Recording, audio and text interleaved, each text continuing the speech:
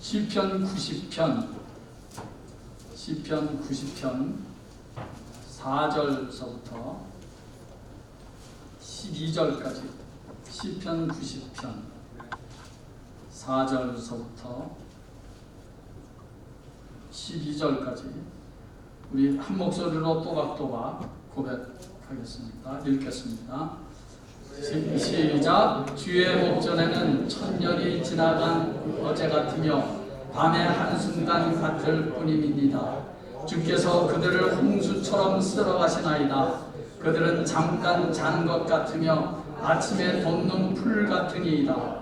풀은 아침에 꽃이 피어 자라다가 저녁에는 시들어 마르나이다. 우리는 주의 노에 소멸되며 주의 분내심에 놀라나이다. 주께서 우리의 죄악을 죄 앞에 놓으시며 우리의 은밀한 죄를 주의 얼굴빛 가운데 두셨사오니 우리의 모든 날이 주의 분노 중에 지나가며 우리의 평생이 순식간에 다하였나이다. 우리의 연수가 70이요 강건하면 80이라도 그 연수의 자랑은 수고와 슬픔뿐이요 신속히 가니 우리가 날아가나이다. 누가 주의 노여움의 능력을 알며 누가 주의 진노의 두려움을 알리까? 우리 날 계수함을 가르치사 지혜로운 마음을 얻게 하소서. 아멘. 아멘. 우리 한 구절만 더 읽겠습니다. 고린도 후서 4장 7절 한 절만 읽겠습니다. 신약성경 289페이지입니다. 고린도 후서 4장 7절 289페이지 4장 7절 시작. 우리가 이 보배를 질그릇에 가졌으니 이는 심히 큰 능력은 하나님께 있고 우리에게 있지 아니함을 알게 하려 함이라. 아멘. 앉으시면서 좌우 양편에 계신 분들에게 오늘도 말씀의 은혜 많이 받으십시오. 축복하시면 좋겠습니다. 자리에 앉으시겠습니다.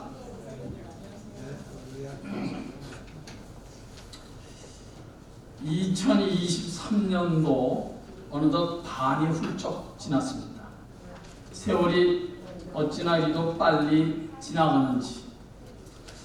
일반적으로 아주 어렸을 때는 빨리 어른이 되고 싶은 마음이 들다가 결혼을 하고 자녀를 키우고 가족을 갖게 되면서 조금씩 나이가 들어가는 것이 신경이 쓰이게 되고 장년기 그리고 노년기가 되면 한 해 한 해 나이를 먹는 것이 부담으로 다가오기 시작하다가 어느 순간서부터는 아주 노골적으로 싫어져서 어떻게 해서든지 좀 더 젊어 보이고 좀 더 건강해지기 위해서 신경을 많이 쓰게 됩니다. 일반적으로 그렇다는 말씀입니다. 일반적으로. 그렇지 않은 분들도 혹 계시겠죠.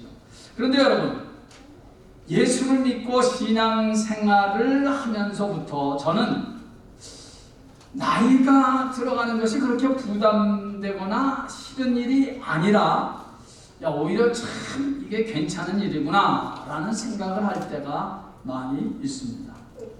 여러분들은 어떠신지 모르겠습니다만 저는 젊었을 때는 세월이 빨리 지나가는 것이 좀 싫었습니다. 불안하기도 하고 빨리 뭔가 좀 많이 이루어야 될 텐데 그러지 못하니까 조급해지는 것 같기도 하고.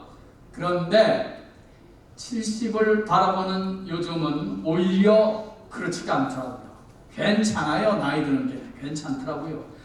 우리 그리스도인들에게는 나이가 들어간다는 것은 인격적으로나 영적으로나 조금씩 철이 들어간다는 의미가 아니겠습니까? 뿐만 아니라 성도에게 있어서 나이를 먹는다는 것은 한평생 동안 수천만 번도 더 불렀을 그 예수 그리스도를 만나 뵐 날이 그만큼 가까워졌다는 의미이기도 하니 그건 기뻐할 일이 아니겠습니까? 할렐루야. 사람마다 좀 다르긴 하겠습니다만 일반적으로 나이가 지극히 들어서 이 세상을 떠날 날이 가까이 오면 아무리 유별나고 강팍한 사람이라고 할지라도 좀 철이 들어가기 마련입니다.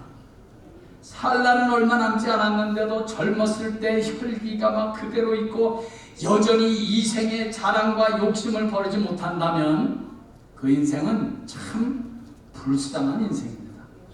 더 불쌍한 인생이 있다면 나이가 지극히 들어가는데도 죽음 이후의 문제를 해결하지 못하고 여전히 이 땅의 것만 붙잡고 살아가는 인생들입니다. 여러분들은 어떠십니까?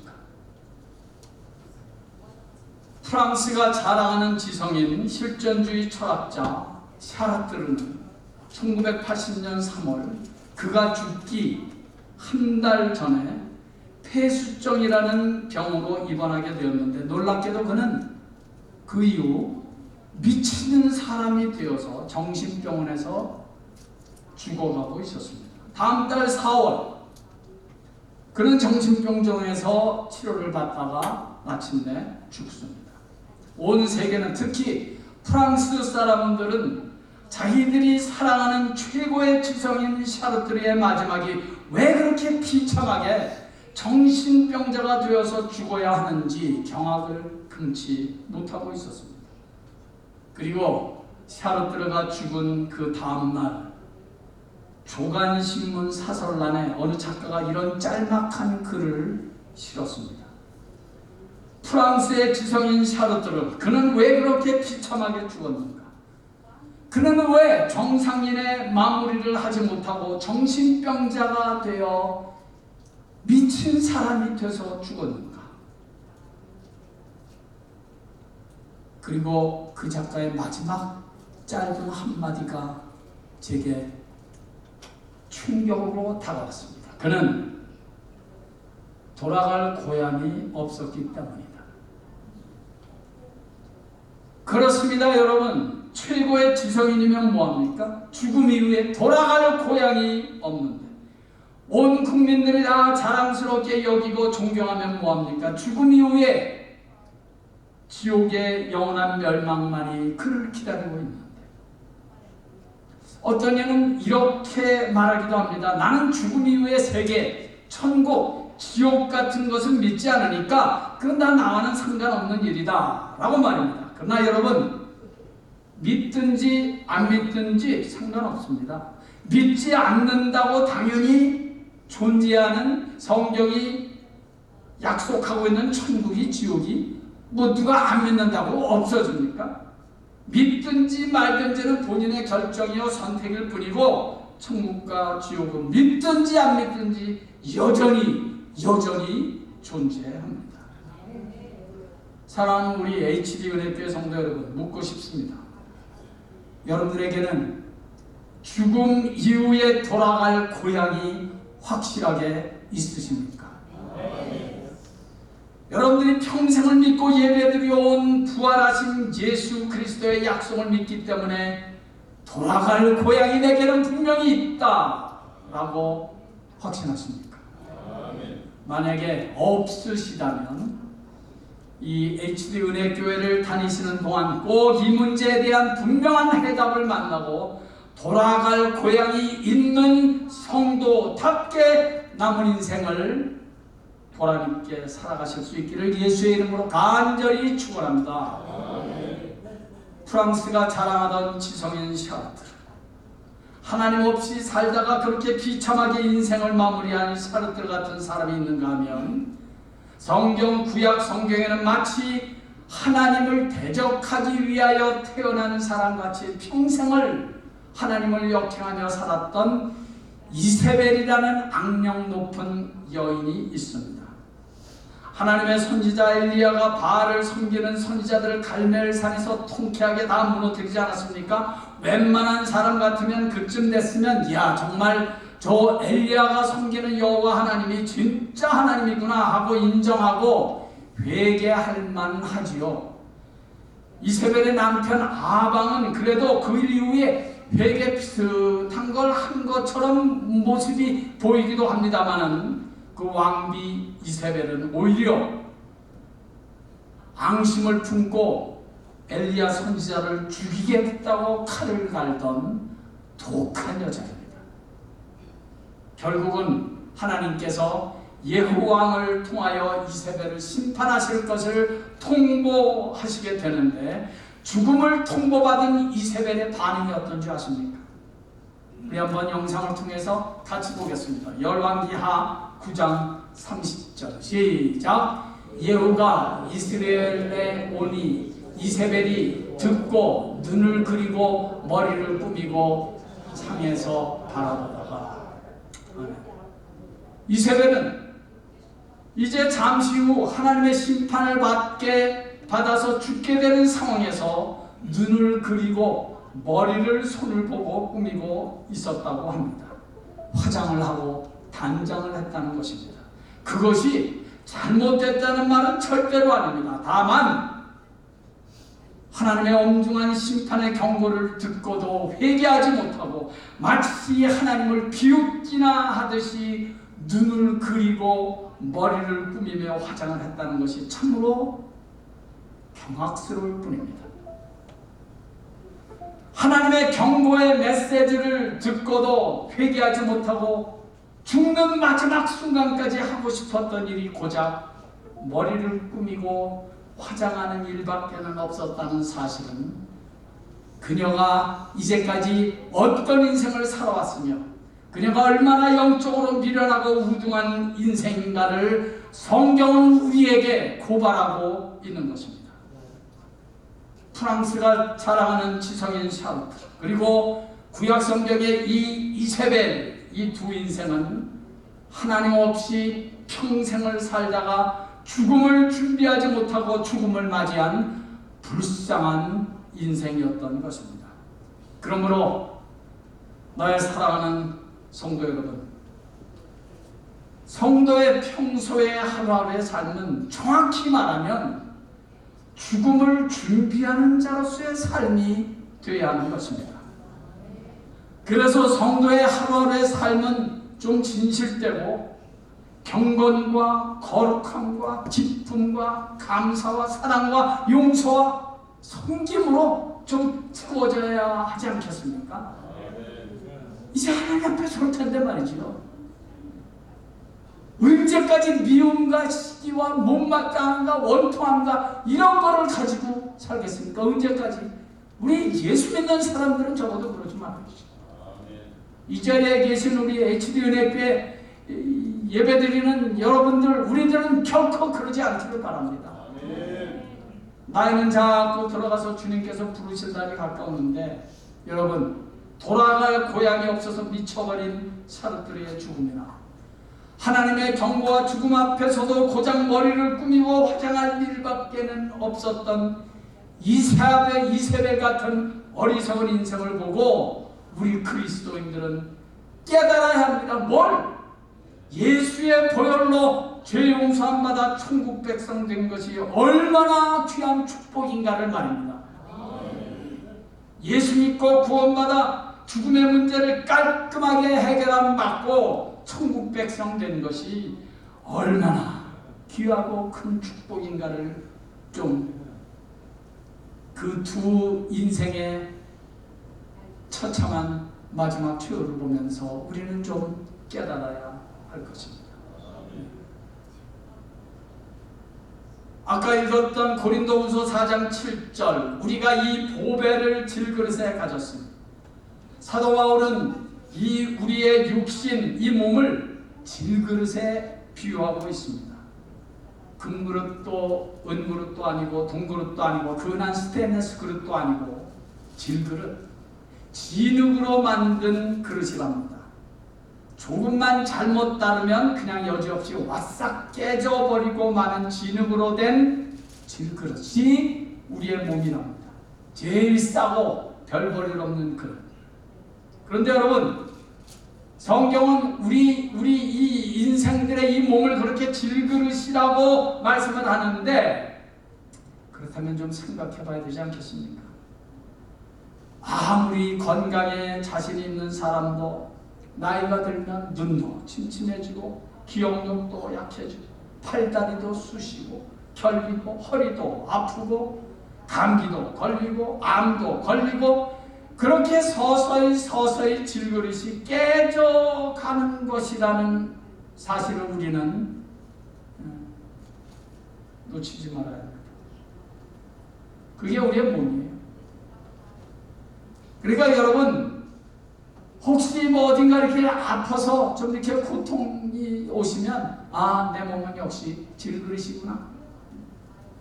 그거 한번 확인하시면 돼요. 그럼 은혜가 돼요. 그러다가 언젠가는 한번 죽음으로 인하여 와싹이 몸이 깨지는 날, 우리는 완전히 싹 깨지는 것입니다. 그런데 여러분, 성경은 말씀하기를 이 질그릇 같은 우리 몸에 보배를 담았다고 선언합니다. 이 보배를 질그릇에 담았습니다. 우리 하나님의 자녀들은 이 보잘것없는 질그릇 같은 몸에 보배 대신 예수 그리스도가 계시되는 거예요. 이 질그릇 같은 몸에 나라는 사람은 보잘것없지만 내 몸은 그저 언젠가는 깨질지 모르는 질그릇 같은 인생이지만 내 안에 그리스도가 계시니까 내 인생은 가치가 있고 꽤 괜찮은 인생이요, 축복받은 인생이요, 의미 있는 가치 있는 인생을 살게 되는 것입니다. 그러다가 말이죠, 이 육신이라는 질그릇이 와싹 깨지는 순간, 죽음을 맞이하는 그날에 이 안에 있던, 우리 안에 있던 보배 대신 예수 그리스도가 확 드러나는 거 아니겠습니까? 그래서 성도의 죽음은 아름답고 거룩하고 멋있기까지 하는 것입니다. 육신은 흙에서 와서 흙으로 돌아가지만 이 육신이라는 질그릇이 깨지는 순간 우리가 이 땅에서 사는 동안 그렇게 예배하고 찬양을 드리고 헌신하고 섬겼던 보배 되신 주님께서 이 육신의 질그릇이 깨지는 순간 확 드러나는 거라고요. 그것이 성도의 죽음이에요. 그래서 그날에 보배 되신 예수 그리스도를 얼굴과 얼굴로 대하여 만나게 되는 것입니다. 그것이 성도의 죽음입니다. 그래서 성도의 죽음은 이 땅에서의 삶의 클라이맥스예요. 절정이에요. 우리는 아직까지 성도의 삶의 클라이맥스를 아직 경험하지 못하고 있어요. 언젠가는 주님이 우리를 부르시는 그날 이 땅에서의 삶의 클라이맥스 절정을 멋지게 경험하게 되실 줄 믿습니다. 오늘 본문은 신앙의 자이언트 모세가 어느덧 나이가 많이 들어 임종을 맞이하면서 지난날의 자신의 삶을 뒤돌아보며 그가 몸소 경험하고 깨달았던 신앙의 교훈들을 기도의 형식으로 고백한 내용입니다. 임종을 앞에 두고 한 말이라면 가장 하고 싶은 말을 하지 않았을까요? 그러면 하나님의 일에 그렇게 멋있게 쓰임받았던 믿음의 사람 모세가 마지막으로 이 땅에서 꼭 인생 후배들에게 남기고 싶었던 말은 무엇이었을까?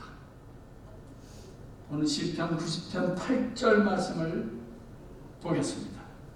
주께서 우리의 죄악을 주의 앞에 놓으시며 우리의 은밀한 죄를 주의 얼굴빛 가운데 두셨사오니. 무슨 말입니까? 모세는 어느 날 자신의 지난 날을 되돌아보면서 불현듯 하나님 앞에서 자기의 모습을 보니까 자기의 죄악된 모습이 정당하게 드러남을 그는 보았던 것입니다. 우리의 죄악을 주의 앞에 놓으십니다. 은밀한 죄를 주의 얼굴빛 가운데 두셨습니다.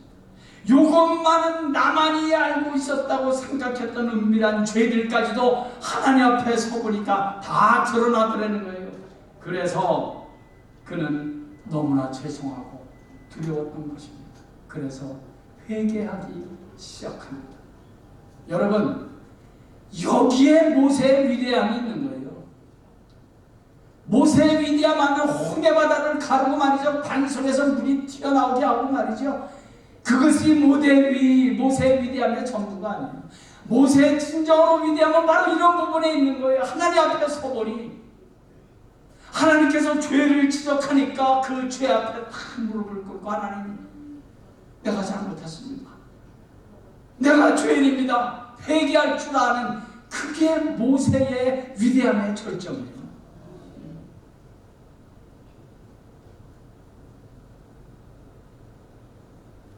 하나님 아버지 앞에 서보니 자신의 못됨과 연약함이, 은밀한 죄까지도 다 드러내놓고 회개 고백, 회개 기도를 하고 있는 모세. 그래서 모세는 정말 위대한 사람입니다. 여러분, 한 가지 묻겠습니다. 어떤 집이 깨끗한 집입니까? 쓰레기가 없는 집이 깨끗한 집입니까? 아닙니다. 쓰레기가 없는 집은 없습니다.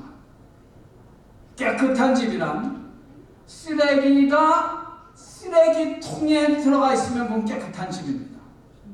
아무리 쓰레기가 많아도 쓰레기통에 쓰레기가 들어가 있으면 그건 깨끗한 집이라고요. 여러분, 그리스도인들은 죄를 안 짓는 사람들이 아닙니다. 죄 안 지려고 몸부림은 치지만 여전히 죄를 짓고 삽니다. 그리고 그 지은 죄는 반드시 죄값을 치러야 합니다. 그러나 예수님께서 대신 십자가에서 죽으심으로 내 죄값을 대신 지불해 주셨습니다. 이제 우리는 우리의 죄값을 지불할 필요가 전혀 없습니다. 단 나의 죽음이라는 이 죄값을 대신 지불하시기 위해서 내 대신 죽으신 예수님의 공로를 전적으로 믿음으로 그 죄를 회개하기만 하면, 그 죄를 그냥 쓰레기통 속에 그저 단호하게 쳐넣기만 하면 구원을 얻고 하나님의 자녀가 되는 권세를 누리게 되는 것입니다. 그래서 예수님께서 이 땅에서 처음 입을 열어 복음을 전하실 때 첫 마디가 뭐였습니까? 회개하라, 천국이 가까웠느니라. 회개를 선포하셨습니다. 회개의 삶으로 성도 여러분, 우리의 신앙이 더욱더 거룩하고 경건을 향해서 달려나가는 그런 거룩한 성도, 그런 성화의 삶이 있는 우리의 지리은혜교회 온 성도들 되시기를 예수의 이름으로 간절히 축원합니다. 둘째로, 모세는 지난날의 삶을 되돌아보면서 마지막으로 하고 싶은 말이 무엇이었습니까? 오늘 본문 4절에서 6절 제가 읽겠습니다. 주의 목전에는 천년이 지나간 어제 같으며 밤의 한 경점 같을 뿐이니이다. 주께서 저희를 홍수처럼 쓸어가시나이다. 저희는 잠깐 지는 것 같으며 아침에 돋는 풀 같으니이다. 푸른 아침에 꽃이 피어 자라다가 저녁에는 뱀바되어 마르나이다. 10절 말씀, 우리의 년수가 70이요 강건하면 80이라도 그 년수의 자랑은 수고와 슬픔뿐이요 신속히다니 우리가 날아가나이다. 이게 무슨 말입니까? 한마디로 인생은 참 허무한 것이구나. 인생은 참 허망한 것이구나. 우리가 날아가나이다. 아침에 폈다가 저녁에 지는 풀과 같다. 나는 아닌데 그렇게 생각하시는 분 이 자리에 안 계시기를 바랍니다. 여러분, 저는 늘 이렇게 생각합니다. 우리 예수 믿는 사람들이 신앙생활을 바로 잘 하려면 언젠가는 한번 처절하게 이 땅 위의 것들에 대한 허무함을, 허망함을 실감나게 경험해 봐야 한다. 저는 그렇게 생각합니다. 이 땅 위의 것들이 너무 좋아 죽겠으면 신앙생활을 잘할 수가 없죠. 당구를 쳐보신 분들은 아마 제 말에 조금 동의를 하실 수 있을 것입니다. 저도 한때 당구에 깊이 빠진 적이 있었습니다. 배고픈 것도 있고 당구 칩니다.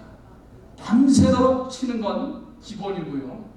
며칠 밤을 새도 지겹다거나 힘들다고 생각하지 않습니다. 사람들 머리통이 다 당구, 다마로 보입니다. 이 다마라는 말이 일본 말이기 때문에 죄송합니다만 그래도 뭐 당구, 뭐 구슬 뭐 그럴 수는 없고 다마라는 말이 밤에 누우면 벽지가 당구 다이로 보입니다. 밥상을 보면 밥그릇, 간장 종지, 뭐 김치 그릇, 반찬 그릇도 다 다마로 보입니다. 그러다가 주님의 은혜로 이렇게 목사가 됐습니다. 그런데 목사가 돼서도 여전히 당구가 좋아서 헤어나지를 못한다고 생각해 보십시오. 교인들 머리통이 다 당구 다마로 보이게 될 것입니다. 저기 저 장로님 머리통 오른쪽에 시내를 줘서 저기 저 권사님 머리통에 왼쪽을 맞추면 이렇게 뜰이 쿠션을 맞고 이렇게 그러지 않겠습니까?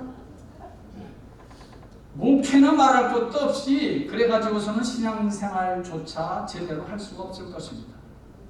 세상의 것이 막 좋아 죽겠는데 그런 것이 많을수록 미련이 많을수록 신앙생활은 힘들어집니다. 그래서 여러분 언젠가는 이 땅의 것들이 얼마나 허망한 것인가를 뼈저리게 한번 실감해 봐야 신앙생활에 집중할 수 있게 되는 것입니다.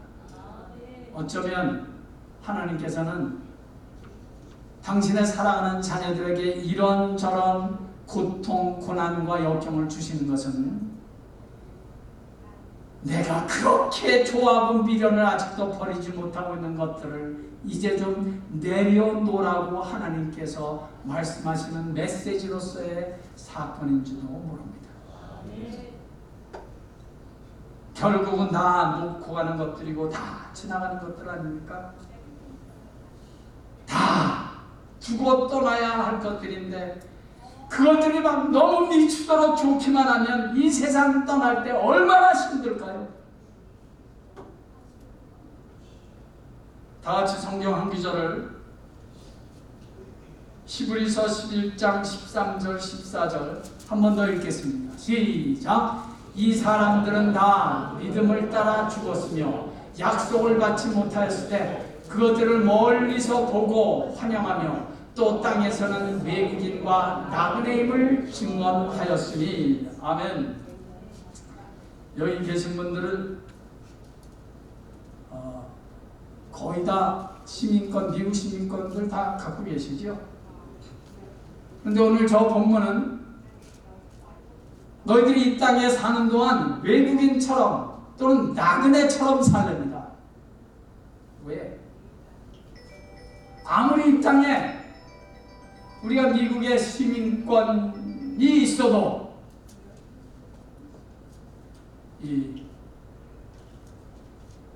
지금이라도 셀폰은 꺼주시면 참 제가 감사하겠습니다.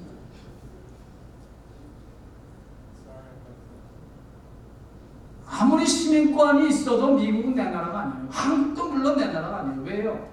우리가 살고 있는 미국도 한국도 우리가 영원히 살 나라가 아니기 때문에 그렇습니다.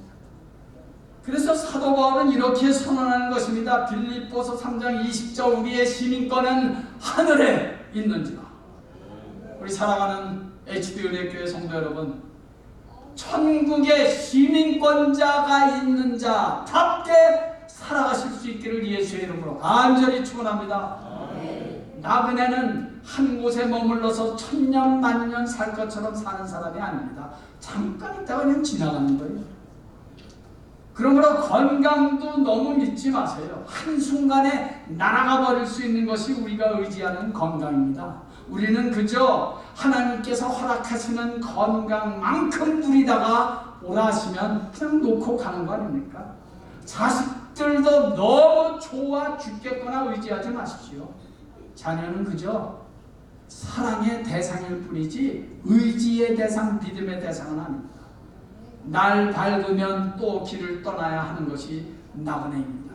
그래서 되도록이면 나그네는 간편하게 하고 다닙니다. 날이 밝으면 미련 없이 떠나야지. 잊지 마십시오. 성도는 이 세상에서 살 때 영원한 외국인으로 사는 것이고 나그네로 산다는 사실을 잊지 마시오. 외국인답게 나그네답게 사시기를 간절히 바랍니다. 마지막으로 임종을 맞이한 모세는 무슨 말을 남기고 싶었습니까? 12절 말씀 다 같이 읽겠습니다. 12절 시작. 우리에게 우리 날 계수함을 가르치사 지혜로운 마음을 얻게 하소서. 우리 날 계수함을 가르치사. Teach us the number of our days. 나의 날수를 세는 법을 좀 가르쳐달래요. 이건 무슨 말입니까? 일반적으로 80년을 산다고 가정해보고요. 1년이 365일로 치고 70년을 산다면 25,550일을 사는 것이고 80년을 산다고 하면 29,200일을 사는 것이다. 이런 산수 계산을 하자는 말입니까? 물론 아닙니다. 그러나 성도라면 이런 계산을 해보는 것은 어떻습니까? 평균 80년을 산다고 할 때 20세인 사람은 21,900일이 남았고 30세인 사람은 18,250일이 남았고 40세인 사람은 14,600일이 남았고 50세인 사람은 1,950일이 남았고 60세인 사람은 7,300일이 남았고 70세인 사람은 3,650일이 남았고 79세인 사람은 365일이 남았다는 얘기입니다. 그 이상이신 분들은 제가 더 이상 말을 안 하겠습니다. 그냥 덤으로 사신다 그렇게 생각하면 아주 정확할 것입니다.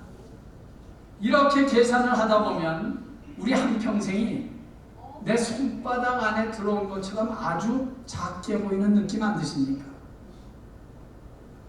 그래서 신앙의 선배 다윗은 이렇게 어느 날 고백하기도 했습니다. 시편 39편 5절 말씀 들어보십시오. 주께서 나의 날을 손넓이만큼 되게 하시며 나의 일생이 주의 앞에는 없는 것 같습니다. 우리의 사는 날수가 사실은 손넓이 밖에는 안 된다는 거예요. 아무리 뱀 먹고 보신탕, 영양탕, 오림탕, 곰슬개, 개소주, 별 희한한 거 다 보양 먹어봤자 염소탕만 빼놓고 별 보약을 다 먹어봤자 여러분 우리 인생은 고작해야 손 넓이만큼 손바닥 넓이만큼 살다가 갈 뿐입니다. 그 안에서 그냥 울고 불고 죽이고 살리고 물고 물리고 흥하고 망하고 미워하고 그 안에서 그 손넓이만큼 그 사는데 그 안에서 좀 그러지 않아도 그 좋은 일도 얼마나 많은데 우리가 그런데 시간을 다 보내면서 산다면 너무 억울하지 않습니까? 아무리 벌고 소유하고 배우고 수고하고 땀 흘리고 즐기고 재밌게 살아도 결국은 손바닥 넓이만한 인생이고 지극히 제한된 날수, 지극히 제한된 시간을 살 뿐이라는 것을 이따금씩 너희들이 확인하면서 살아라. 그것이 모세의 권면입니다. 이것이 오늘 본문의 도전이라고요. 주여 우리에게 우리 날 계수함을 가르쳐 주옵소서. Teach us the number of days. 내가 하루하루의 나를 도대체 어떻게 살아가고 있는지를 좀 볼 수 있게 하옵소서. 하나님께서 주신 얼마 남지 않은 이 시간들을 나는 낭비하고는 있지 않는지. Teach us the number of days.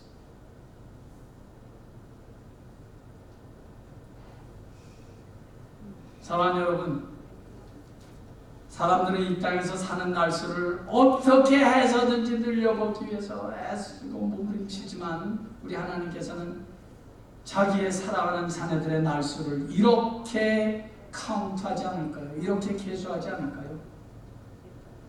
올해 한 해 동안, 아니 한평생 동안 예수님의 마음을 가지고 한 영혼을 소중히 여기며 한 영혼을 주님 앞에 인도하기 위해서 힘쓰고 애쓰며 섬긴 날수는 얼마나 됩니까? 예수 그리스도의 사랑을 좀 실천하기 위해서 내 욕구나 내 성질, 내 고집을 내려놓은 날수는 내 한평생에 며칠이나 되는 거예요. 주님의 몸된 교회를 섬기기 위해서 힘쓰고 애쓴 날수는 얼마나 될까? 많은 고난과 역경 속에서도 기죽지 않고 믿음으로 하나님을 향하여 두 손을 들고 찬양하며 기도한 날수는 얼마나 됩니까? 하나님을 예배하기 위해서 나의 육신의 요구와 방해들을 다 떨쳐버리고 예배에 승리한 날수는 얼마나 됩니까?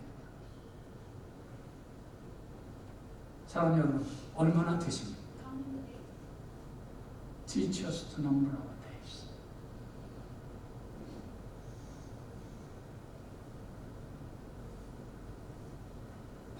평생토록 예수님의 십자가의 구원과 사랑 때문에 감사하고 감격하고 감동되어 살아간 날수는 얼마나 되십니까? 주여, 우리의 날수 계수함을 내게 가르쳐 주옵소서. 기도하겠습니다. 아버지 하나님, 나의 지난날 살아온 나의 세월, 나의 날수는 어떤 내용으로 가득 차 있습니까? 주님이 내 지난 날을 계수하실 때 주님 앞에 자랑스럽게 보여드릴 수 있는 날수는 얼마나 있습니까? 아버지요, 이 부족한 종부터 주 앞에 회개하는 마음으로 기도하오니 앞으로 남은 나의 날수, 우리의 남은 날수가 주님이 보시기에 인정하고 주님이 보시기에 아름답고 보람있고 가치 있는 날수를 카운트할 수 있는 그런 날이 많아지도록 주여 저희를 도와주시옵소서. 예수님의 귀하신 이름으로